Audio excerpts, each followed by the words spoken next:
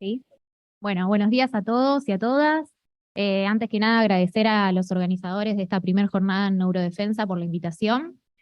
Bueno, como decía Agustín, mi nombre es Malena Mulfedele, soy investigadora en el Laboratorio de Cronofisiología del Instituto de Investigaciones Biomédicas de la UCA y CONICET. Y bueno, en este rato vamos a estar hablando un poco sobre modelización biomatemática de la fatiga. Nosotros en el laboratorio trabajamos en distintos aspectos, estudiando distintos aspectos del sueño y de los ritmos biológicos. En mi línea de investigación trabajamos específicamente con sueño y fatiga en poblaciones que son susceptibles a sufrir trastornos del sueño y de los ritmos biológicos, porque, por ejemplo, trabajan en jornadas no convencionales, ya sea turnos rotativos, jornadas extendidas o turnos nocturnos. Entonces, vamos a empezar definiendo un poco, a ver, ahí está, definiendo qué es la fatiga, a qué llamamos, qué conocemos como fatiga. La fatiga es un estado de rendimiento mental o físico, o las dos cosas, reducido, y se puede dar como resultado de innumerables factores, ¿sí? Como por ejemplo trastornos de los ritmos biológicos, la alta carga laboral, o la falta de sueño, o la vigilia prolongada durante muchas horas. Como les decía, nosotros en el laboratorio estamos específicamente interesados con la fatiga que se debe a un trastorno de los ritmos biológicos o trastornos de sueño o falta de sueño, ¿sí? Bien. No, no pasa.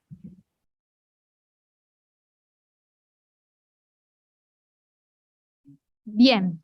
Entonces, la fatiga puede tener múltiples consecuencias, tanto a nivel individual como organizacional, y obviamente termina impactando a la sociedad.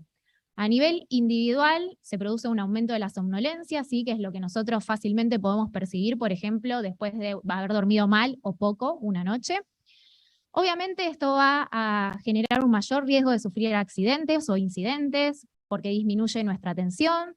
Y después podemos tener otro tipo de síntomas, como por ejemplo malestares estomacales, y obviamente también síntomas a nivel psicoafectivo como desmotivación o cambios de humor, irritación, depresión, ¿sí? Obviamente todos estos factores que nos están afectando a nivel individual también terminan afectando a las organizaciones o las instituciones donde nosotros desarrollamos nuestras tareas. ¿Por qué? Porque obviamente hay un aumento de los accidentes, aumento de bajas por enfermedad, disminuye la productividad, ¿sí? Disminuye el rendimiento de los trabajadores. También todas estas variables psicoafectivas que nos están afectando van a terminar generando un clima laboral insatisfactorio, ¿no? Y bueno, y un aumento de la rotación de los trabajadores. Y todo esto también termina impactando a nivel social, porque muchos de estos accidentes muchas veces pueden ocurrir en la vía pública, como es el caso por ahí de conductores, ¿sí? Que pueden tener accidentes viales. Aumenta obviamente el uso de los servicios médicos y todo esto termina generando un impacto económico, ¿sí? Que como nos contaba Diego hoy más temprano, puede ser muy grande este impacto económico para las economías mundiales. Y de hecho, ya hay estudios que hace varios años comprobaron que los síntomas de la fatiga son comparables con los síntomas que nos genera el alcohol.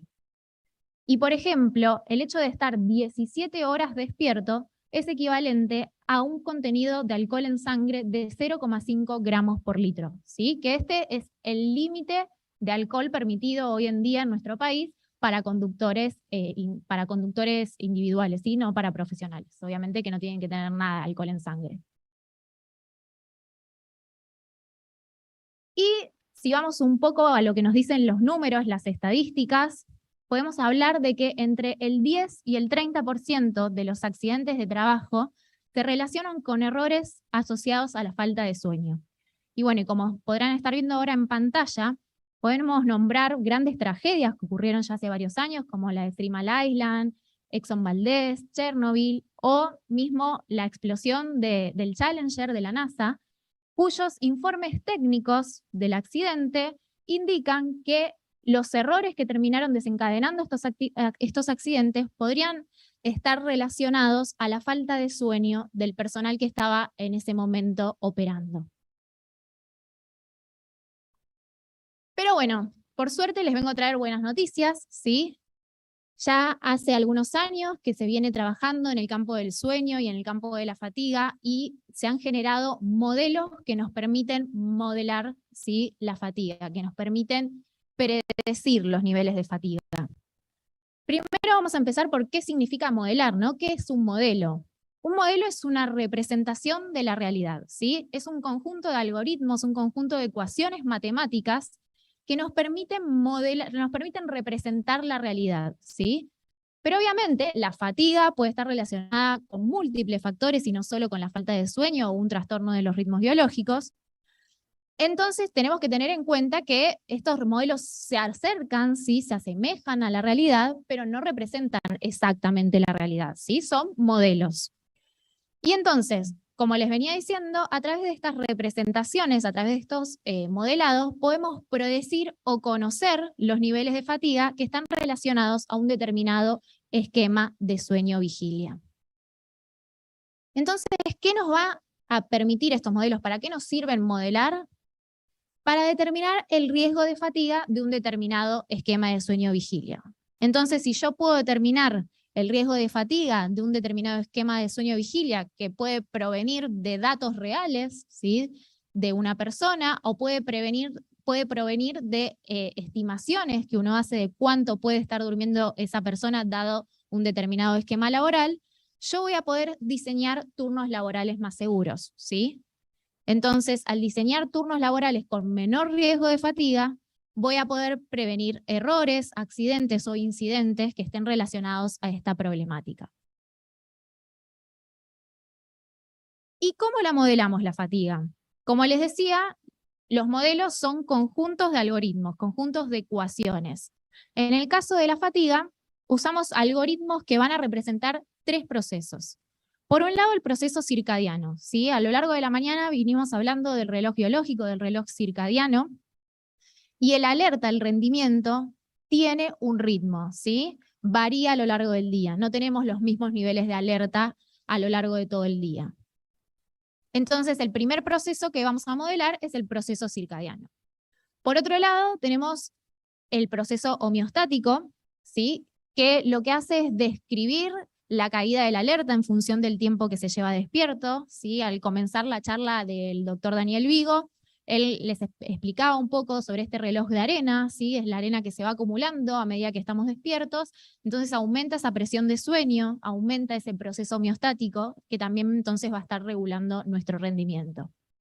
Y por último, otro proceso que suelen incluir algunos modelos es el proceso inercial, ¿sí? Que este proceso va a describir la inercia del sueño al despertar. Nosotros cuando nos despertamos, obviamente no nos despertamos al 100% de nuestra alerta, ¿sí? Tenemos una somnolencia que tarda un tiempo en irse. Cuanto mayor es el periodo de sueño, mayor suele ser este periodo de inercia del sueño, ¿sí? En algunas personas puede llegar hasta 2 horas recuperarse de esta somnolencia, de esta inercia del sueño, ¿sí? Entonces, muchos modelos también tienen en cuenta este proceso de inercia del sueño. Ay, perdón, ahí está. Entonces, en cuanto al proceso circadiano, ¿sí? Como les decía, el proceso circadiano modela el ritmo circadiano de alerta. ¿Y qué es un ritmo? ¿Sí? Un ritmo es algo que se repite a lo largo del tiempo, ¿sí? Ya sea a lo largo de los segundos, de los minutos, de las horas, de los días, ¿sí? Eso es un ritmo. Como podemos ver ahí en pantalla, esta onda que se va repitiendo, ¿sí? En el eje X tenemos el tiempo y la onda se va repitiendo, ¿sí?, a lo largo del tiempo. Eso es un ritmo.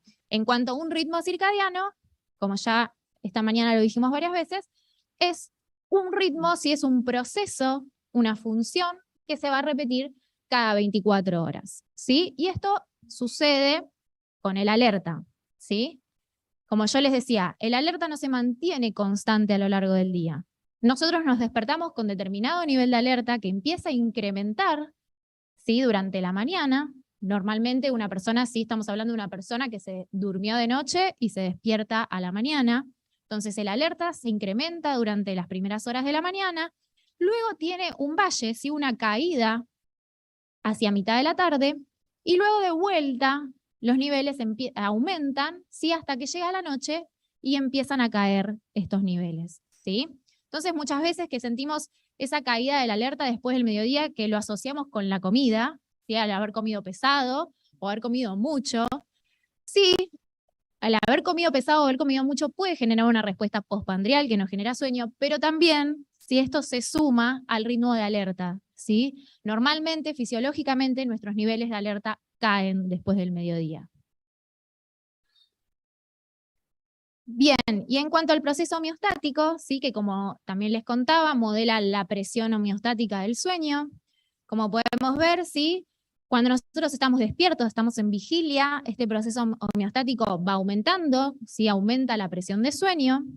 Y cuando comienza nuestro periodo de sueño, este proceso homeostático disminuye, ¿sí? Entonces se recupera, disminuye la presión de sueño y nosotros recuperamos nuestro nivel, digamos, en esta caja donde reservamos la presión de sueño, ¿sí?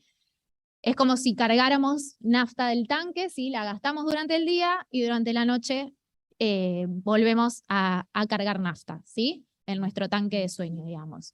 Si nosotros permaneceríamos despiertos, como se observa ahí en la curva punteada, obviamente los niveles de presión de sueño seguirían aumentando, ¿sí?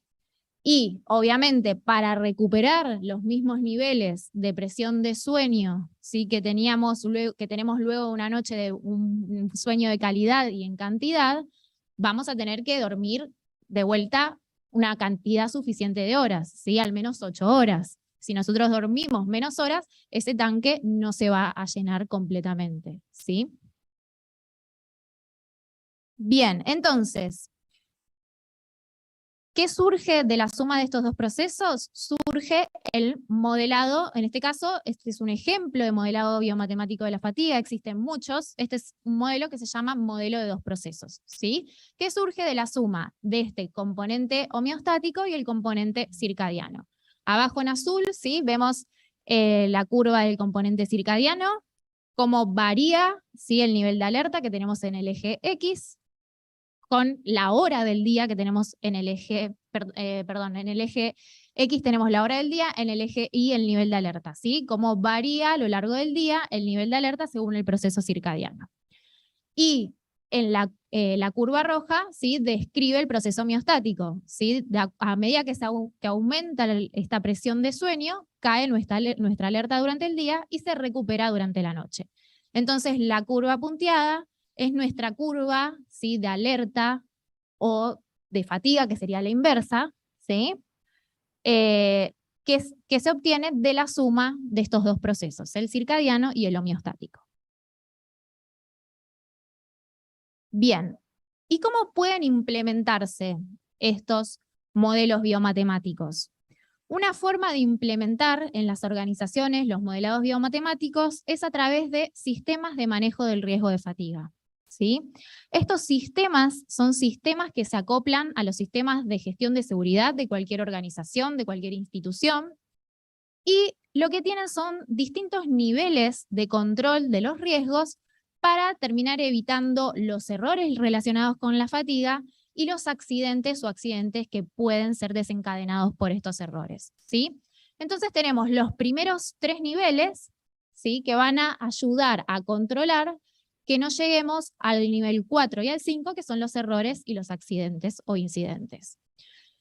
Entonces, en el primer nivel, en el cual controlamos las oportunidades para dormir, podemos implementar los modelados matemáticos, ya que, como les decía, los modelados matemáticos nos sirven para diseñar turnos que nos permitan tener más seguridad, ¿sí? Que sean más seguros para el trabajador. Entonces, a través del diseño, ¿sí? de descansos reglamentarios que provean las oportunidades para dormir necesarias para el trabajador, podemos entonces empezar a controlar los riesgos asociados a la fatiga.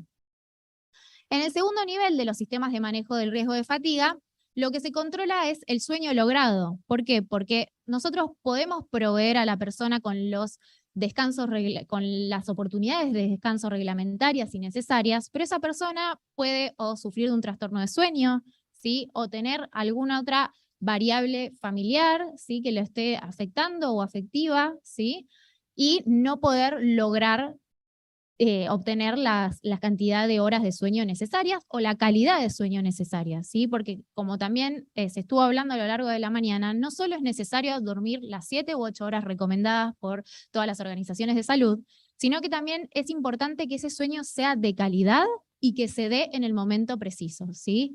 Lo ideal es poder dormir entre 7 u 8 horas, depende del organismo, de noche, y que el sueño sea de calidad, ¿sí? Que no tengamos un trastorno de sueño que nos esté despertando o que estemos durmiendo en un ambiente que nos permita descansar correctamente.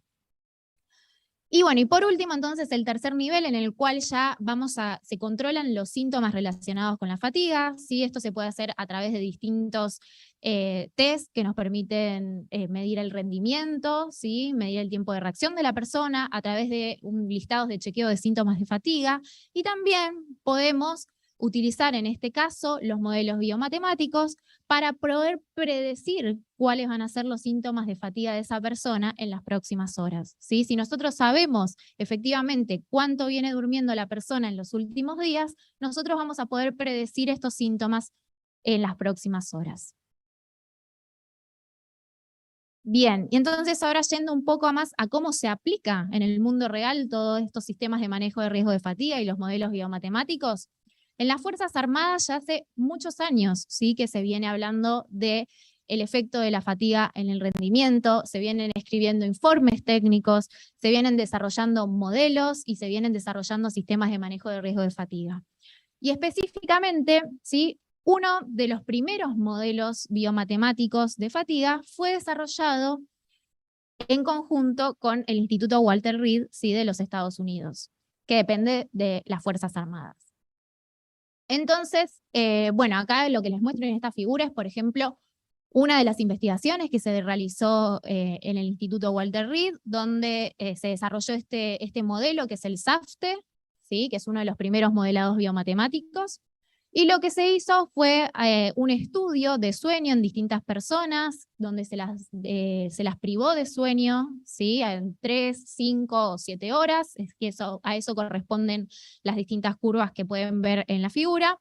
Y lo que se observa, así, la línea que tiene los puntos corresponde a las mediciones objetivas, ¿sí?, las mediciones de rendimiento en estas personas que estuvieron en los laboratorios privadas de sueño y a las cuales se realizó estos test de rendimiento, y la línea continua es lo que es los niveles de fatiga de alerta predecidos, ¿sí?, que predice el modelo desarrollado, el SAFTE, ¿sí?, desarrollado por el Walter Reed. Entonces, como se puede ver, ¿sí?, las predicciones del modelo se acercan mucho, ¿sí?, a las mediciones de rendimiento que se realizó en este estudio. Por otro lado, también hace muchos años, y también uno de las áreas donde se empezaron a desarrollar estos modelos y estos sistemas es en la aviación, ¿sí? Y acá lo que les muestro es, por ejemplo, una aplicación desarrollada por Boeing, donde también se cargan los esquemas laborales de los empleados de aviación y sus horas de sueño, y se puede predecir el alerta de la gente de aviación mediante esta aplicación. Y por último, sí, otra cosa de la que les hablaba, que muchas veces los accidentes que sufrimos son en la vía pública, y también hay un estudio donde se estudió cómo los accidentes viales pueden ser predecidos por estos modelos, ¿sí? Y lo que se observa en el gráfico que tienen en pantalla es cómo, a medida que aumenta, ¿sí?, en el eje X la somnolencia predecida por los modelos de fatiga, aumenta en el eje Y el riesgo de sufrir un accidente vial. Y obviamente todo esto fue validado, ¿sí?, con datos reales. Entonces, como les decía, nosotros también estamos realizando estudios, ¿sí?, en trabajadores en turnos rotativos, en trabajadores en jornadas extendidas, y utilizamos estos modelos para poder predecir y conocer los niveles de fatiga de estos trabajadores. Así que a continuación les voy a mostrar un poco nuestros resultados. En este caso lo que les muestro es el modelado de fatiga de un trabajador que trabaja en lo que nosotros llamamos una condición ideal, ¿sí? Como pueden ver, en azul más oscuro o medio violeta, Esos bloques representan las horas que el trabajador está ejerciendo sus tareas, está trabajando efectivamente, ¿sí? Y los bloques celestes son los bloques que corresponden a las horas de sueño. Entonces, en el eje Y tenemos los días, ¿sí? Arrancando desde el fin de semana, sábado, domingo y sucesivamente hasta el viernes. Y en el eje X, las horas del día, ¿sí? Esta persona entonces duerme las 8 horas necesarias durante la noche y trabaja 8 horas, ¿sí? Durante el día. Y como pueden observar, la curva blanca, que es la curva que va a modelar el alerta de esta persona, está siempre blanca, lo que significa que los niveles de fatiga de esta persona nunca caen por debajo de nuestro umbral. ¿Y cuál es el umbral que nosotros pusimos para saber cuándo los niveles de alerta son suficientes y cuándo no? Son los síntomas que son compatibles con 0,5 gramos litro de alcohol en sangre, ¿sí? O sea que cuando ustedes vean que en estos modelos la curva se pone en rojo, quiere decir que esta persona tiene síntomas compatibles con 0,5 de alcohol en sangre. Entonces, vamos a pasar, por ejemplo, a un esquema de un operario, ¿sí? Que hace turnos rotativos, que trabaja 2 jornadas, como pueden ver, arranca el modelado con los 2 días de franco de la persona, y luego hace 2 jornadas diurnas de 12 horas de extensión, ¿sí? Que se desarrollan de 7 de la mañana a 7 de la tarde, y luego de esas 2 jornadas diurnas hace 2 jornadas nocturnas, ¿sí? Que se desarrollan de 7 de la tarde a 7 de la mañana. Como pueden observar, durante las 2 jornadas diurnas el alerta nunca cae por debajo del umbral que nosotros fijamos. Sin embargo, en el caso de las 2 jornadas nocturnas, como pueden ver, a mitad de esta jornada nocturna, el alerta del trabajador ya cae por debajo del umbral y quiere decir que este trabajador comienza a experimentar síntomas relacionados con tener 0,5 de alcohol en sangre, ¿sí? Acá voy con otro caso que quizás es un poco más extremo, pero son jornadas laborales que existen hoy en día en nuestro país. Este es el caso de un trabajador que realiza 4 jornadas nocturnas de 12 horas, ¿sí? Y luego tiene 4 días de franco. Entonces son 4 jornadas que realiza de 7 de la tarde a 7 de la mañana, ¿sí? Como ven, entre las jornadas obviamente este trabajador duerme de día y aún garantizando, tanto en el caso anterior como en este caso, que la persona duerma entre jornadas las 8 horas necesarias, como pueden ver, en las 4 jornadas nocturnas, el alerta del trabajador a mitad de la jornada cae por debajo del umbral, ¿sí?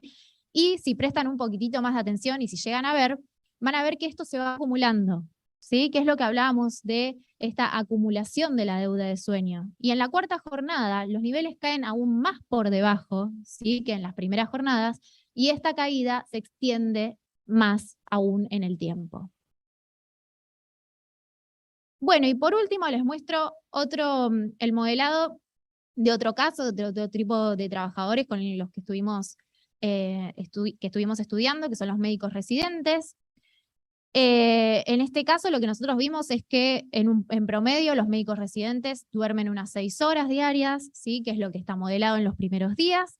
Y luego lo que hicimos fue modelar una guardia de 30 horas de duración, ¿sí? Que es en promedio más o menos lo que trabaja en una guardia un médico, si no más. Y bueno, como pueden ver, a partir de las 12 de la noche, el alerta de esta persona, de este médico, cae por debajo del umbral, ¿sí? Y esto se mantiene hasta el final de la guardia.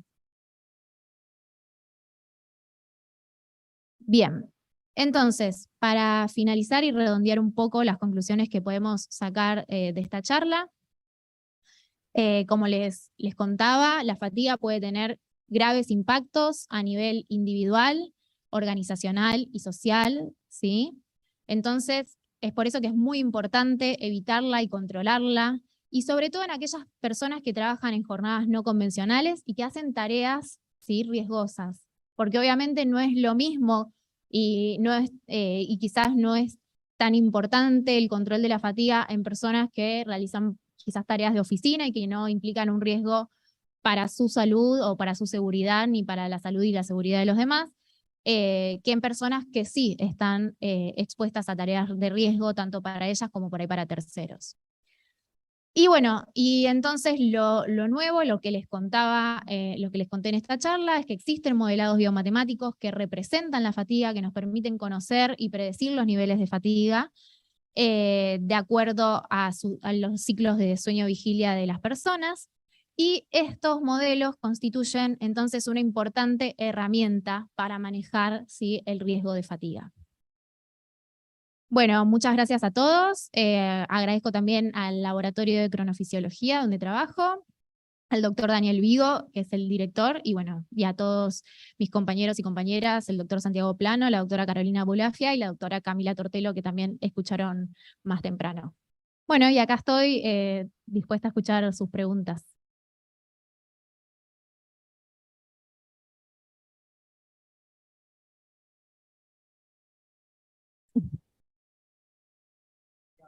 Ya considerando los diversos trabajos que podemos tener en las fuerzas o en el país, diferentes disciplinas, diferentes ambientes geográficos, ¿cómo podría aplicarse un modelo? ¿Cómo si se divide diferentes modelos para cada tipo de actividad? ¿O cómo se ha experimentado en otros países con respecto a esto? Me imagino que las Fuerzas Armadas, los modelos que existen, aplican a tal vez a diferentes áreas de la defensa. Bien, los modelos que existen hoy en día están validados para tareas generales. Todavía no tenemos modelos específicos para cada tarea, y eso es una tarea a futuro para todos, ¿no? Poder generar un modelo que obviamente uno pueda setear un umbral de riesgo de acuerdo a la tarea que se está realizando. Pero hoy en día los modelos son generales, ¿sí? Y todavía no hay modelos que tengan en cuenta tareas específicas. Lo que sí, ya existen modelos en donde nosotros podemos considerar, por ejemplo, la luz, ¿sí? O sea, el impacto de la luz sobre la fatiga o el impacto, por ejemplo, de bebidas estimulantes como café sobre las distintas tareas. Creo que por allá hay otra pregunta.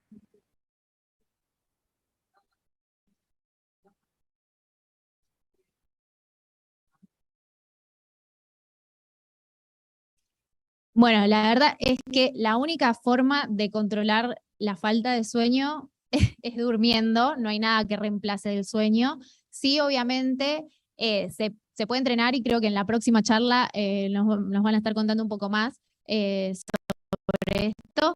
Eh, y sí, lo que nosotros nos podemos acostumbrar además es nuestro reloj circadiano, ¿sí? A medida que nosotros vamos, por ejemplo, se extiende en varios días nuestro trabajo durante la noche, ¿sí? O sea que invertimos el reloj, nosotros podemos hacer que el reloj se adapte mejor a estas condiciones mediante determinados tips, ¿sí? Mediante determinadas estrategias y recomendaciones que tendríamos que seguir durante el día.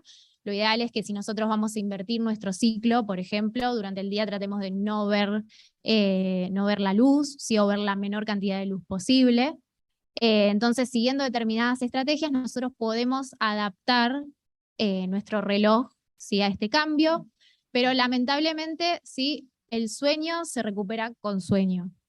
Pero bueno, creo que en la próxima charla vamos a ver un poco más de estrategias, ¿sí?, para poder lidiar con la fatiga.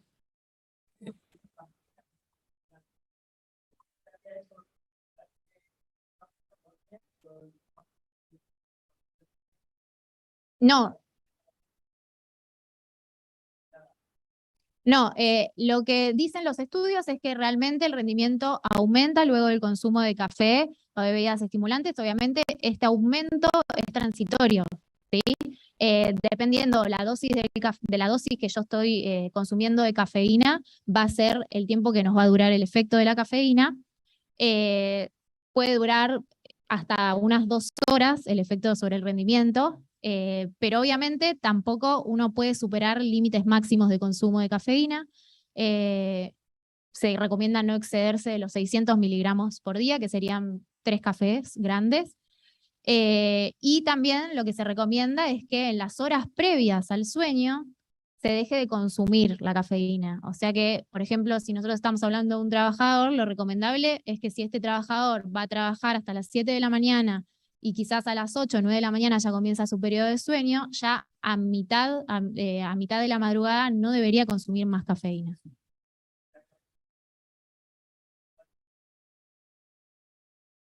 Obviamente, como siempre, va a depender de la dosis de cafeína. No suele ser una caída brusca. Obviamente se va degradando el alerta, el rendimiento, pero de forma distinta a los dos procesos que veíamos, al proceso homeostático. Bueno, acá tenemos algunas preguntas del chat. Pequeño comentario voy a hacer lo que decía Malena del sueño, es como en la altura, ¿no? Mal de altura hay que bajar, no hay mucha ciencia en eso, uno puede dar oxígeno, pero la indicación es bajar. Con el sueño es algo similar, la indicación es dormir. Pero se está empezando a manejar un concepto ahora que es el dormir antes, banking sleep, que puede servir para paliar después el déficit de alerta.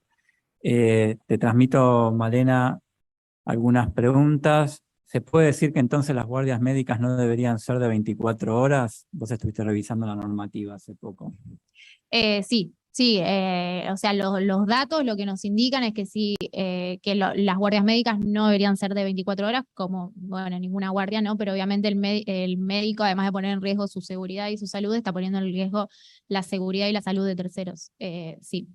Sí, y hay normativas a nivel nacional y a nivel local, pero en la práctica no siempre se cumplen, o me atrevería a decir que pocas veces se cumplen.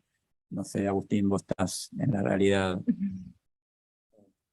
No estoy haciendo guardias ahora de servicio de urgencias, pero hay algunos hospitales o instituciones que se aplican la normativa y otros tienen dificultades para aplicarla. Pero se trabaja en el tema. Bueno, hay otro, no sé si es un comentario o una pregunta, supongo que es una pregunta, que es si esto ya se aplica en las empresas y organismos nacionales y públicos. Si es un comentario, a nosotros, bueno, no tenemos noticia que se aplique. Sabemos que LAN, por ejemplo, LAN, la empresa de aviación, aplica modelos de riesgo de fatiga, y por supuesto hay normativas que regulan la cantidad de descanso, pero en términos de modelo de riesgo de fatiga que se aplica en forma sistemática, nosotros no tenemos. No, a nivel nacional no. Pero bueno, podría llegar a ser. Y si existe acceso libre a los programas que generan estos modelos de fatiga. Existe acceso libre a un modelado que es el del Walter Reed, que es el Unified Model of Performance, que se llama, sí, de manera comercial se llama 2B Alert.